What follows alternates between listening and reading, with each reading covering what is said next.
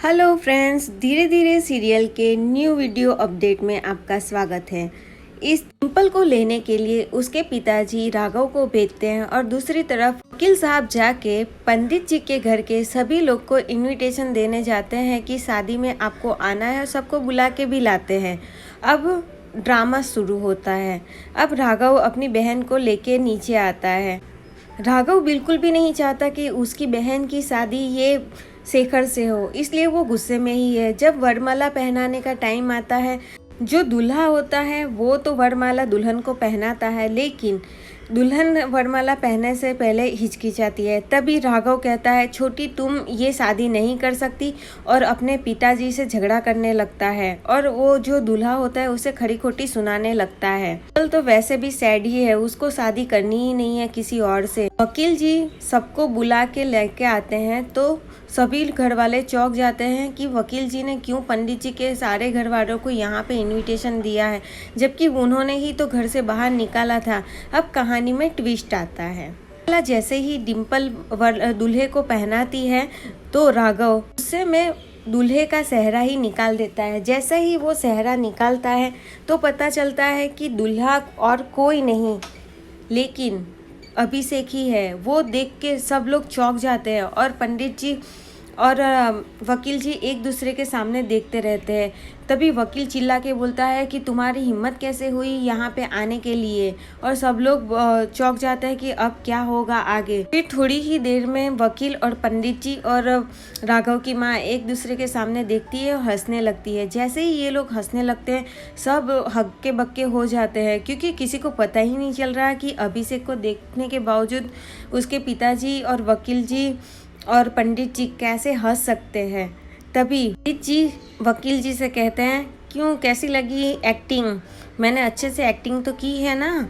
ऐसे कह के सबको चौंका देते हैं और कहते हैं, हाँ हमारी मर्जी से ही अभिषेक यहाँ पे आया है, क्योंकि तुम लोग भी हमें सरप्राइज़ करते हैं तो इस बार सोचा हम लोग भी आपको सरप्राइज़ दे, इसलिए। तो अभी अभिषेक और डिम्पल एक दूसरे के सामने देखते हैं और राघव अपने पिताजी से पूछता है, पापा आपने कैसे किया। और भावना भी कहती है, बाबूजी आपने ये सब कैसे, कब और क्या, मतलब उसको समझ में नहीं आ रहा था कि वो क्या बोले। डिम्पल की मम्मी हंसे जा रही थी और इस तरफ भावना का हाल बुरा हो रहा था। फिर उन्होंने बताया कि वकील ने बताया कि रात को आप जब अभिषेक और डिम्पल को मिलवाने के लिए लेके गए थे, तभी तुम्हारी माँ हमें भी वहाँ पे लेके गई थी और दिखाया था कि ये बच्चे हमारी खुशी के लिए अपने प्यार को कुर्बान कर रहे हैं। और ये देख के हमें रहा नहीं गया और हमने हमारी जो दुश्मनी थी उसको दोस्ती में बदल दी, और आज हम लोग इन दोनों की शादी खुशी खुशी करवाने के लिए मान गए। अब इतना सुन के ही राघव और भावना के मुंह पे स्माइल आ जाती है। लेकिन दूसरा ट्विस्ट तो ये है कि जैसे ये घर वाले तो सब मान गए हैं, लेकिन भावना का जो देवर है वो माल्टी को फ़ोन कर देता है, कहता है कि ये तो पूरी गेम ही चेंज हो गई, और देखो ये सब मान गए शादी के लिए और हम ही अलग हो गए। और जैसे ही वो भानु को फ़ोन करता है तो मालिनी भी वहाँ पे आ जाती है और कहानी में दूसरा ट्विस्ट आता है। डिम्पल अपनी माँ को कहती है कि माँ तुमने दुनिया की सबसे बड़ी खुशी मुझे आज दे दी है, थैंक यू माँ। ऐसे करके वो अपनी माँ को गले लगाती है और इस तरफ राघव भी अपने पापा से खुश होके अपने पापा को गले लगाता है। लेकिन राघव के छोटे भाई और भाभी को बिल्कुल भी अच्छा नहीं लगा कि ये शादी हो रही है।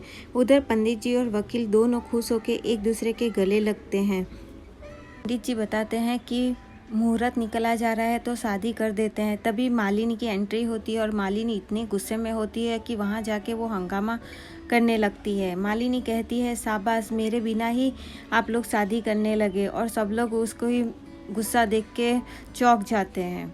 और वो आने के बाद तुरंत ही बाबूजी को कहते हैं, आपने कभी मुझे बड़ी बहू का सम्मान तो नहीं दिया, लेकिन आज मेरी बेटे की शादी करवा रहे हो और आज मुझे इनवाइट ही नहीं किया। ऐसे करके बाबूजी से वो गुस्सा होती है और कहते हैं, एक तरफ मेरे हस्बैंड को तुमने वनवास में भेज दिया, दूसरी तरफ मेरे बेटे की शादी करवा रहे हो, ये मैं कभी होने नहीं दूंगी। और वो अभिषेक को बोलती है कि चलो हम चले जाए, लेकिन अभिषेक तभी बोलता है कि क्या माँ तुम्हें मेरी शादी पसंद नहीं आ रही, मेरी खुशियाँ तुझे अच्छी नहीं लग रही क्या? ऐसे ही बोलते ही मालिनी कहती है कि तुम मेरे बेटे हो ही नहीं सकते, क्योंकि मेरा बेटा कभी मेरे से ऐसे बात ही नहीं कर सकता। और उस मालिनी भावना पे गुस्सा होती है कि तूने मेरा बेटा भी छीन लिया। ऐसे करके वो भावना को भी ताना देने लगती है, लेकिन तभी अभिषेक बताता है कि चाची को कुछ भी मत बोलना, क्योंकि चाची ने जो भी कुछ किया है वो मेरी खुशी के लिए किया है।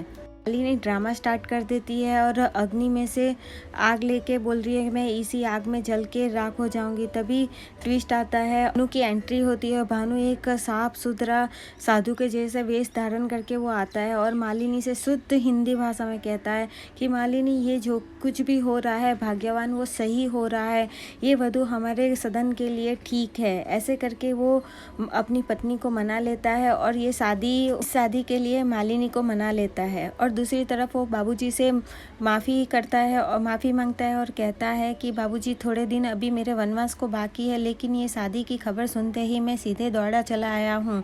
लेकिन आप बोलोगे तो मैं अभी वनवास के कुछ दिन बाहर काट के आता हूँ। लेकिन वो बाबूजी उसको कहते हैं कि नहीं बेटा, तुम इस शादी के लिए मान गए और तुमने जो भी पाप किए है उसका प्रायश्चित तूने कर लिया है, तो तू अब कहीं नहीं जाएगा, तू अब हमारे घर में ही चलेगा। ऐसे करके बाबूजी भी भानु को माफ़ी दे देते हैं और उसको अपने घर में बुला लेते हैं।